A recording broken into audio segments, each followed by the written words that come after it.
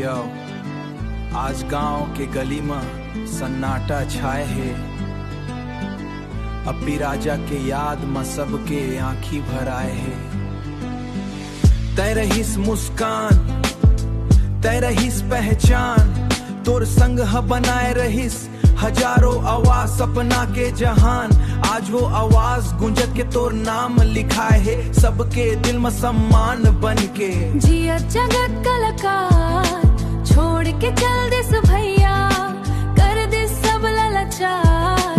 मंच के राजा दिल सरताज, तोर बिना सुनना लागे आज हर एक समाज। यो समय के खेला कौन टार पाही, आज सत चेहरा फोटो में न जाही। तोर गाना तोर बात तोर अंदाज, सदियों तक के माटी अपी राजा के आवाज। तय चल दिस दूर फिर दिल में बस के, छत्तीसगढ़ के माटी में अमर होके रच बस के। ओ अपी राजा तोला नमन है, तोरे अपी राज सबके नयन है।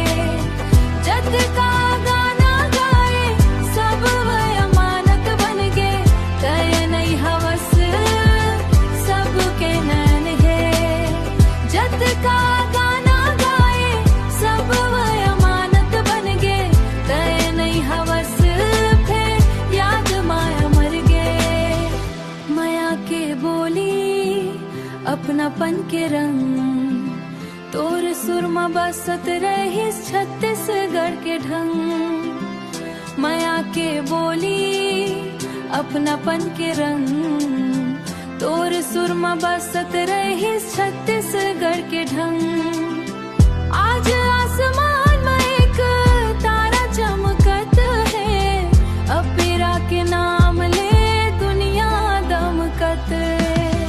ओ अपी राजा तोला नमन है, तोरे अपी राज सबके नयन है। जद का गाना गाए सब वह अमानत बन गे, तय नहीं हवस सब बनन गे। जद का गाना गाए सब वह अमानत बन गे, तय नहीं हवस फिर याद माया मर गे। रेस्ट इन पीस, नाम तोर मिटाए नहीं सके कोई, तोर कला के जोत बुझाए नहीं सके कोई। जनता के दिल में तय हमेशा राज करबे, तय अमर हवस अमर रहिबे।